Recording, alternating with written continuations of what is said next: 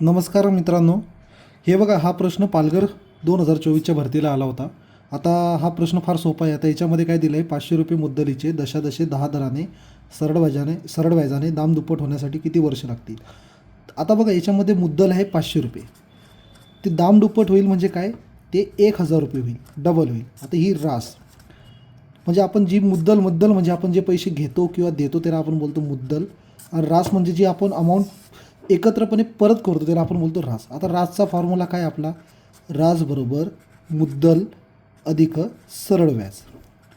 आता ह्या गणितामध्ये आपलं बघा रास किती झाली, दामदुप्पट म्हणजे 1000 रुपये झाली, मुद्दल किती 500 रुपये, आणि सरळ व्याज किती बसेल मग त्याच्यावरती 500 रुपये बसेल. म्हणजे मुद्दल आणि सरळ व्याज मिळून आपण एवढी रास परत करणार आहोत. ठीक आहे.